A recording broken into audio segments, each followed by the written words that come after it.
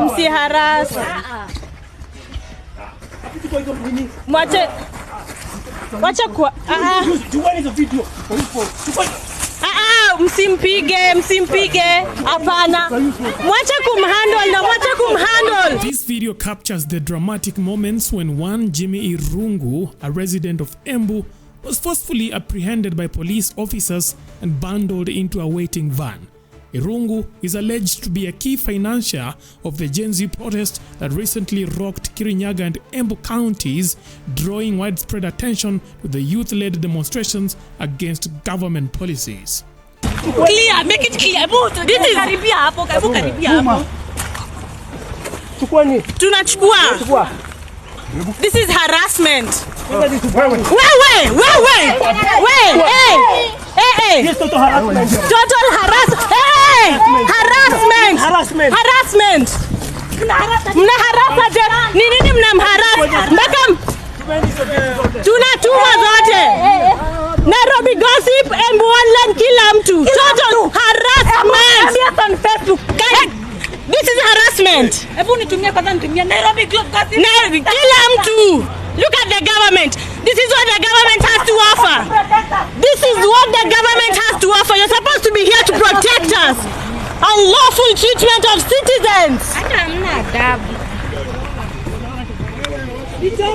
Now, the incident unfolds amidst growing public outrage and accusations against the police, with many Kenyans blaming security forces for the abductions and disappearances of individuals perceived as opposing the government.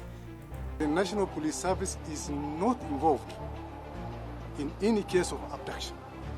Our duty and responsibility is to make sure that whoever is involved in abduction is apprehended and taken to court, and to also ensure that the abductees are saved and we bring them back alive.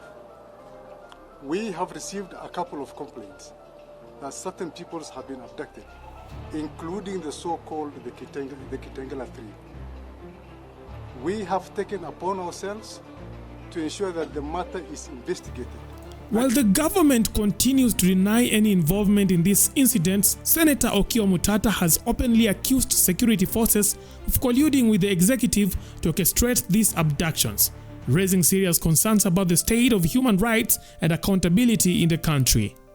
Our streets cannot be an area where people can abduct others, disappear others, run illegitimate detention centers, and then release them, and there are no consequences. When these people are released, Mr. Speaker, sir, I have not heard of any incident whereby the abductees have been guaranteed security and the government security apparatus summoned them to a debriefing to try and identify where they were being held and why they were being held. And that points to collusion by the police in the ongoing abductions. To make matters worse, Mr. Speaker, sir, it's a matter of fact that the capacity of the police to investigate this kind of activities, if at all they involve the police forces, has greatly been eroded. And this was done deliberately under the last command of Inspector General Koome, whereby officers who are trained to deal with this kind of matters and who are housed at the internal affairs unit of the National Police Service were systematically transferred out of station. The unit was starved of funds, and it's a pale shadow of what it was when it was set up, with the intention that should any security forces step out of the law, they would be dealt with by the fellow policemen. Whereby, when you don't get the government taking action to debrief those who have been abducted and released, to establish where exactly they were being held, to try and determine who were holding them, then the only conclusion you can draw is that the security forces have failed in their mandate and, for lack of a better word, are complicit in the abductions. And so, Mr. Speaker, sir, the circumstantial evidence that avails itself to an inquisitive eye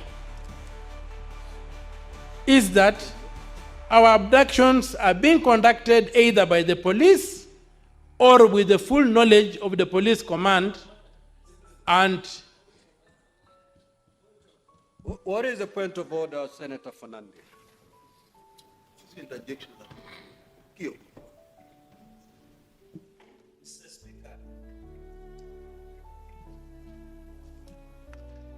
Mr. Speaker, I raise understanding order 105. While I agree that the issue of abductions is a very serious issue in the country, you cannot allow Senator Okiya Omutatah to get away with what he's saying by saying that the abductions that is happening within the country are either state sanctioned or police sanctioned. And talking about defunding a unit. Mr. Speaker, can the Senator of Busia table evidence to show that there is complicity or the police are tolerating the abductions that is happening currently in the country, so that we can move forward? If he can table, Mr. Speaker, then we move forward, because he's a litigant. He knows in court you don't carry gossip before a court of law, Mr. Speaker. He must substantiate. This is not a market, Mr. Speaker. This is not a market.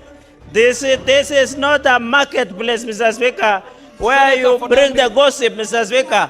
Mr. Speaker, can you protect me? Mr. Speaker, can you protect me, Mr. Speaker? No, can you protect me? Senator Fernandez. This is not heckling Senator arena. Fernandez, you've made your case. Take a seat. Now, Senator Omutatah, proceed to substantiate your allegations.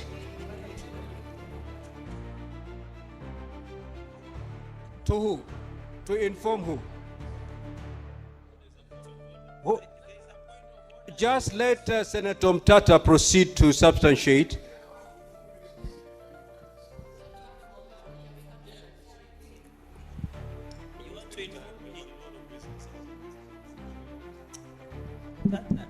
yes, the issue is the word substantiate. It seems to be an exciting word to some people in this house.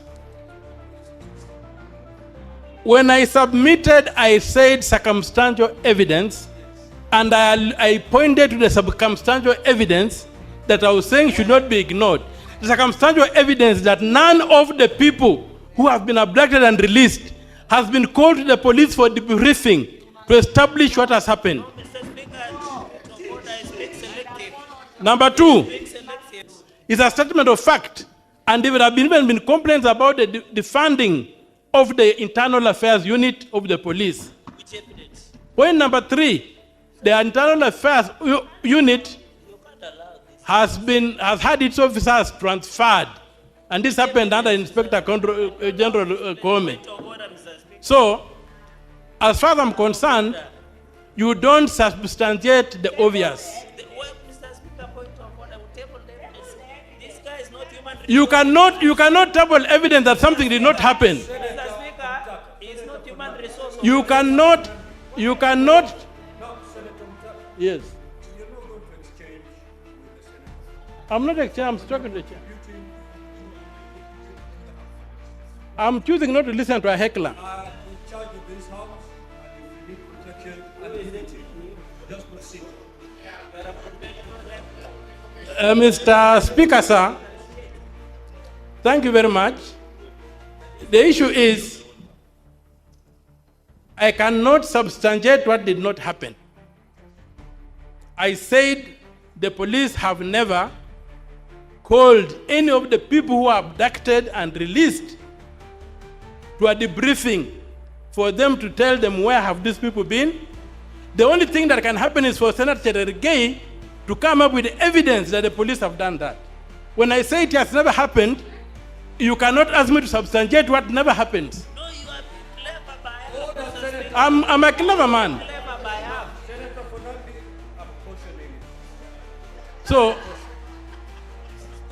I have not said anything that requires substantiation.